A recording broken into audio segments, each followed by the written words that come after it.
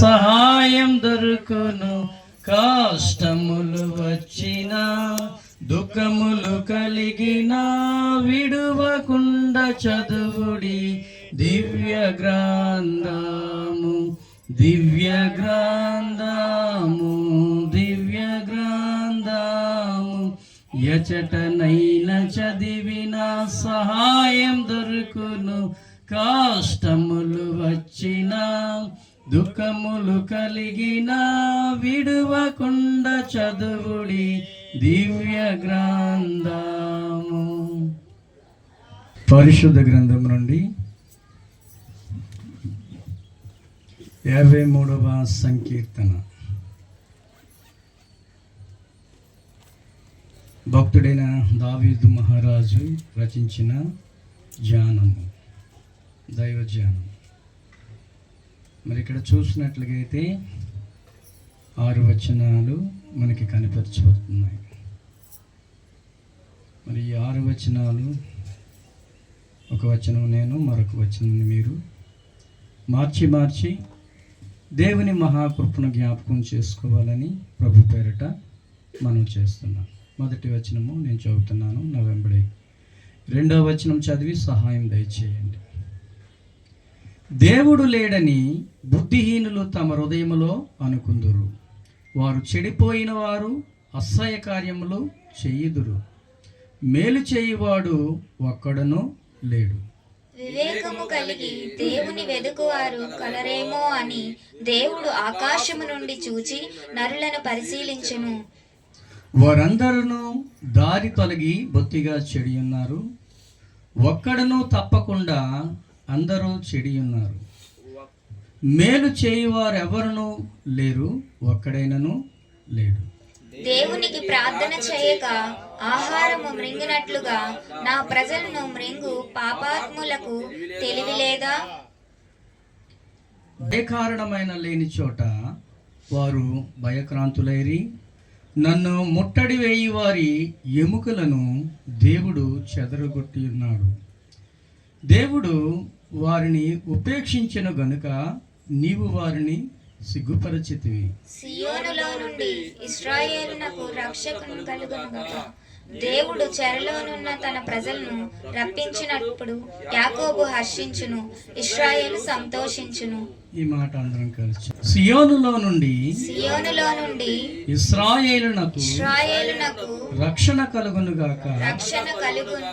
దేవుడు చెరలోనున్న తన ప్రజలను రప్పించినప్పుడు యాకోబు హర్షించెను, ఇశ్రాయేలు సంతోషించెను. దేవుడు తన పరిశుద్ధ వాక్యము మన కొరకే దీవించబడాలని చిన్న ప్రార్థన చేసుకుని దేవుని వాక్యాన్ని చూసుకుందామండి. ప్రార్థన చేసుకుందాం. మహాపరిశుద్ధుడైన తండ్రి, మహోన్నతమైన దేవుడా, మీ ఘనమైన దివ్యమైన శ్రేష్టమైన నామమును బట్టి మీకు వందనాలు, స్తోత్రాలు చెల్లిస్తున్నాం. ఈ ఉదయకాల సమయంలో మీ పునరుద్ధరణమందు తండ్రి మీ నామాన్ని స్తుతించడానికి, ఆరాధించడానికి, ఘనపరచడానికి, మహిమపరచడానికి ఈ 2026వ సంవత్సరము నూతన సంవత్సరంలో మొదటి నెల 4వ తారీఖున మీ పరిశుద్ధ సన్నిధానంలో మమ్మల్ని జ్ఞాపకం చేసుకున్న ప్రభువా, అందుని బట్టి మీకు స్తుతులు, స్తోత్రాలు, వందనాలు చెల్లిస్తున్నాం. మీ ప్రియ బిడ్డలు ఇంతవరకు దైవ సేవకులు ఆయన ప్రార్థన చేశారు ప్రభువా, వారి ప్రార్థనని ఆలకించావు, అందుని బట్టి మీకు వందనాలు, స్తోత్రాలు. నాయన మీ బిడ్డలు కీర్తనల ద్వారా ఇంతవరకు మిమ్మల్ని కీర్తించి మహిమపరిచారు, అందుని బట్టి మీకు స్తోత్రాలు. తండ్రి, ఏ యోగ్యత ఏ అర్హత లేని నన్ను ప్రభువా సంవత్సరము వెంబడి సంవత్సరము మీ దయా కిరీటము చొప్పున మమ్మల్ని నడిపిస్తున్నావు ప్రభువా, మీకు స్తోత్రాలు. తండ్రి, మీకు వందనాలు. దేవా, ఇదిగో తండ్రి, మరి సమయంలో నాయన వాక్య పరిచర్య చేయడానికి ప్రభువా కీర్తన వాక్య భాగము నీవు ఇచ్చిన సమయాన్ని నీవే సద్వినియోగం చేసుకోమని వేడుకుంటున్నాను. మా పక్షంగా మీరే నాతో, మాతో, మా అందరితో కూడా మీరు మాట్లాడండి ప్రభువా, మీకు స్తోత్రాలు చెల్లిస్తున్నాను.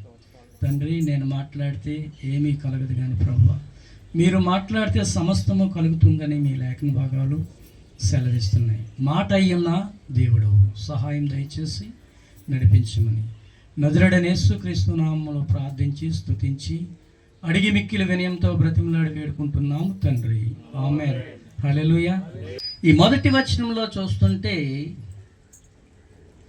దావీదు ఈ కీర్తన ఇది రెండోసారి రాసినట్టుగా కనిపిస్తుంది. రెండోసారి రాసినట్టు కనిపిస్తుంది. ఇదే మాటలు 14వ కీర్తనలో కూడా ఉంటాయి. ఇదే మాటలు ఎక్కడ, కాకపోతే చిన్న చిన్న సందర్భాల్లో తేడా ఉంటుంది. చూడండి ఒకసారి, చదవండి.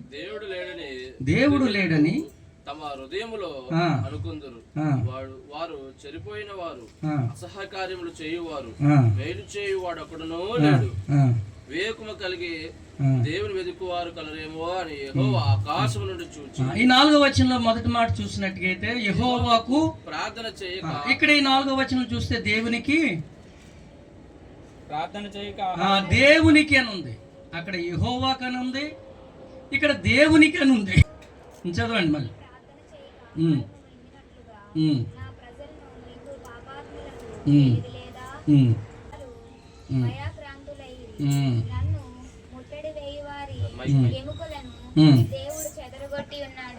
చాలండి.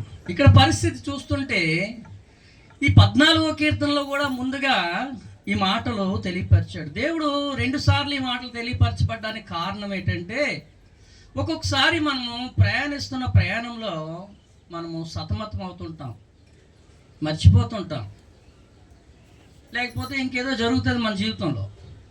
అలాంటప్పుడు ఏం చేస్తాడంటే దేవుడు మరొకసారి మనకి జ్ఞాపకం చేస్తాడు. ఏం చేస్తాడండి? జ్ఞాపకం చేస్తాడు. ఏంటి మీ పరిస్థితి? ముందు మీ యొక్క విషయంలో నేను మాట్లాడాను కదా, దాని మీకు జ్ఞాపకం లేవా అనేసి ఈ 53వ కీర్తనలో దేవుడి మాటలు చెప్తుంది. దేవుడు లేడని బుద్ధిహీనులు తమ హృదయంలో అనుకుందరు, వారు చెడిపోయిన వారు, అసహ్య కార్యములు చేయువారు. ఎవరి బుద్ధి లేని వారు? మనం ఆలోచన చేయాలి. ఈ ఉదయకాల సమయంలో దేవుడు మనకిచ్చిన ఈ మాట ఏంటంటే, ఈ బుద్ధి లేని వారు ఎవరు అనేది మనము ఆలోచన చేయాలి. ఒకసారి సామెతల గ్రంథం 11వ అధ్యాయం 12వ వచనం చదవండి. 11వ అధ్యాయం 12వ వచనము 2వ లైన్. వివేకి అయిన వాడు మౌనముగా నుండును. ఎవరంటే ఇతను? ఎవరైతే తన పొరుగువాని విషయంలో అయిష్టంగా ఉంటారో, ఎవరైతే ఇతరుల్ని మనము దూషిస్తామో, ద్వేషిస్తామో, తునీకరిస్తామో, వాళ్ళు ఎలా కనిపిస్తున్నారంట దేవుని దృష్టిలోన? బుద్ధి లేని వారుగా కనిపిస్తున్నారు. అందుకొచ్చే దేవుడు అంటున్నాడు, నీవు దేవుని మందిరమునకు పోవున్నప్పుడు నీ ప్రవర్తన అంతటిలో జాగ్రత్తగా చూచుకునుము. అది ఒకవేళ ఆ విధంగా చూడకపోతే మన పరిస్థితి ఎలా ఉంటుందంట?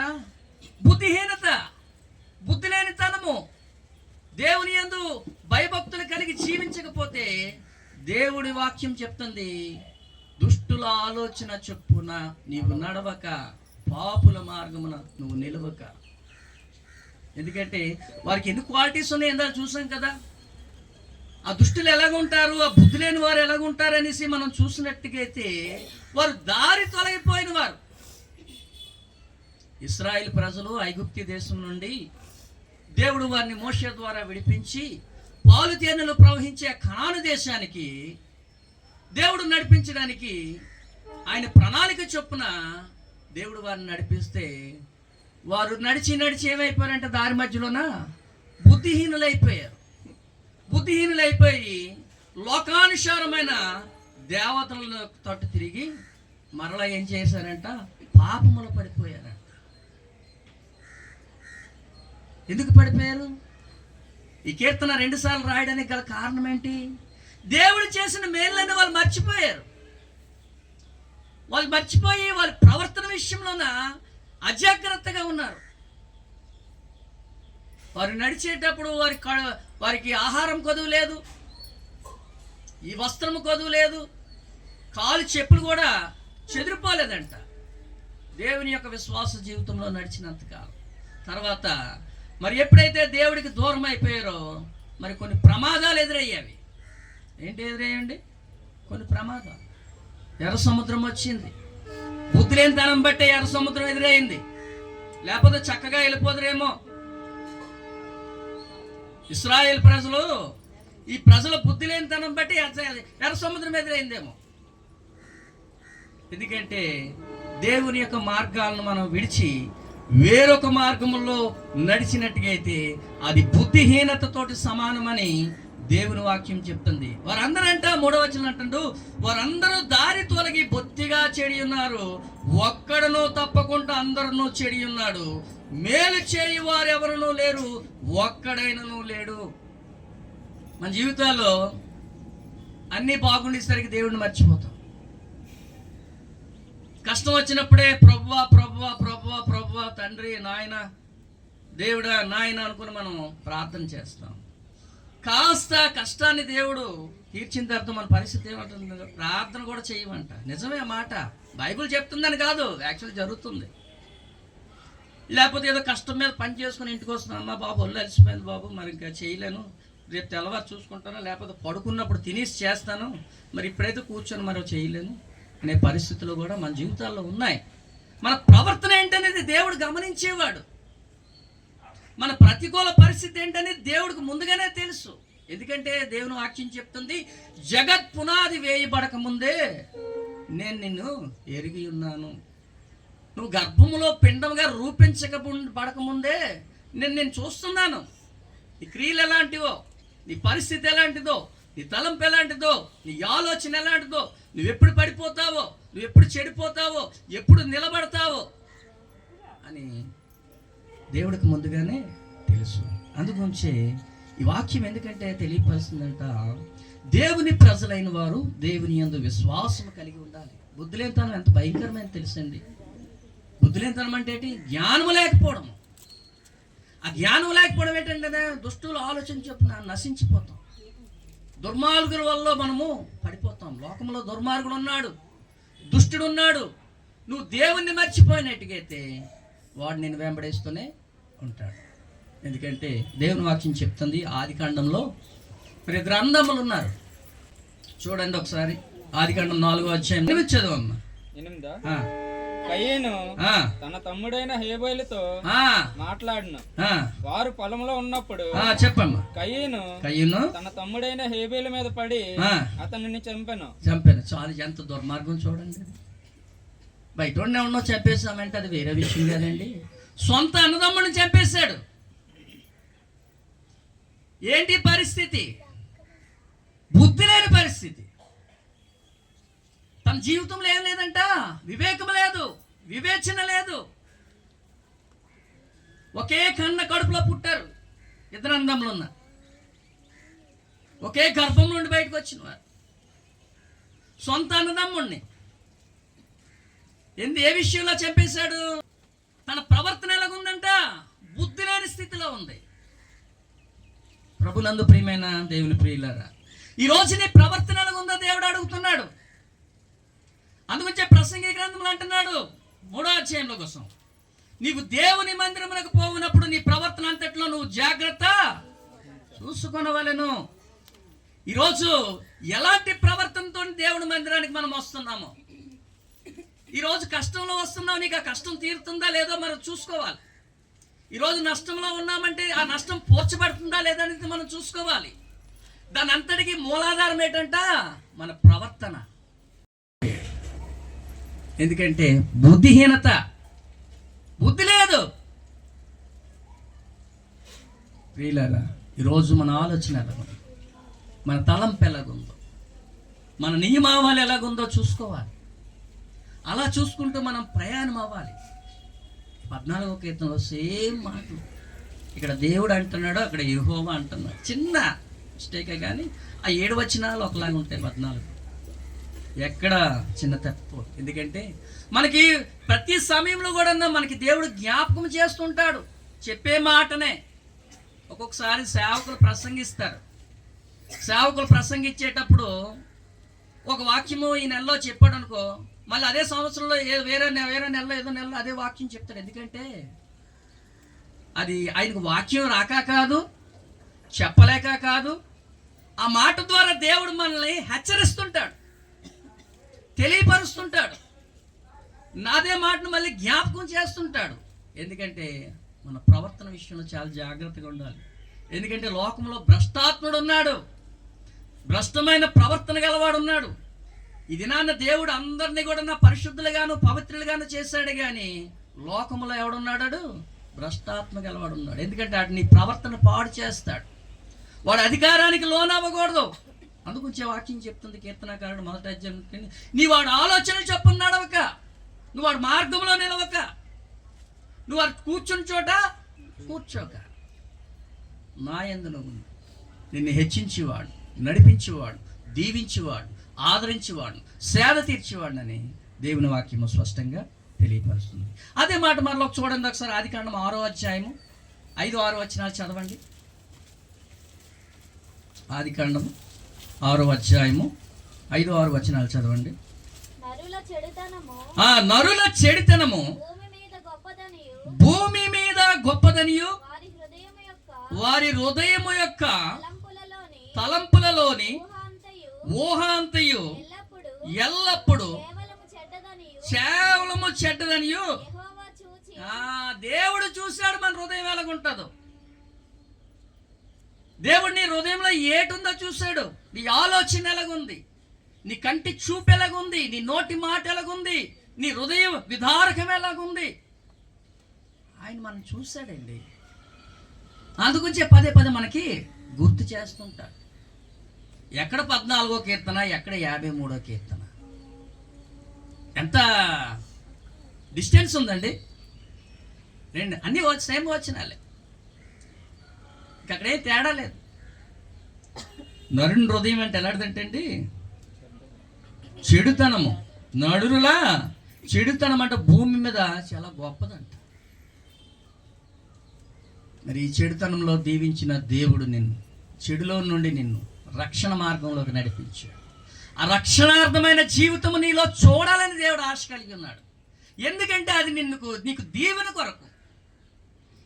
ఎందుకంటే ఇక్కడ దేవుడు నీకు ఇక్కడ ఎందుకు పంపించాడంటే, ఇక్కడ నుండి మరలా నువ్వు ఆయన పిలిచేటప్పుడు ఆయన పరిశుద్ధ జనాంగంగా ఈ భూమి మీద నుండే నువ్వు ప్రయాణమై వెళ్ళాలి. ఈ భూమి మీద నుండి ప్రయాణమై వెళ్ళాలంటే ఈ భూమి మీద ఉన్న చెడుతనానికి, బుద్ధిహీనతకి, దుష్టత్వానికి దూరంగా ఉండి నీవు నడిపించబడాలని దేవుని వాక్యం చెప్తుంది. 6వ వచనం చదవండి. తాను భూమి మీద అనగు ఆ నరులను చేసినందుకు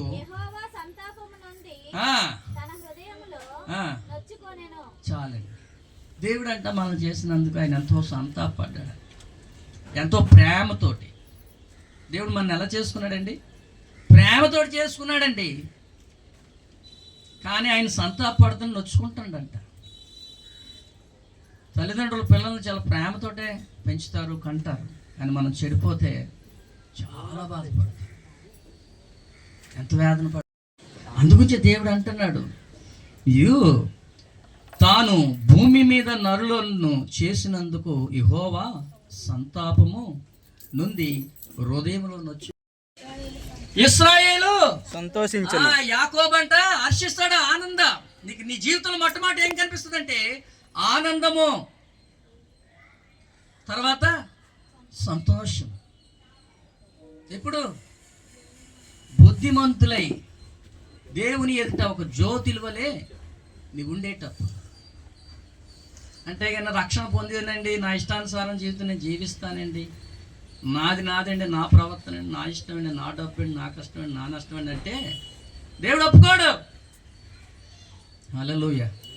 ప్రభునందు ప్రియమైన దేవుని ప్రియులారా, కాబట్టి మనము దేవుని బిడ్డలుగా ఆయన విశ్వాస జీవితంలో బుద్ధిమంతుల వలె మనము వివేకము కలిగి, వివేచన కలిగి, పరిశుద్ధాత్మ పూర్ణులమై దేవుని యొక్క విశ్వాస జీవితంలో నడిపించబడాలని దేవుని వాక్యము స్పష్టంగా తెలియపరుస్తుంది. దేవుడు తన పరిశుద్ధ వాక్యాన్ని మన కొరకే దీవించి ఆశీర్వదించబడును గాక.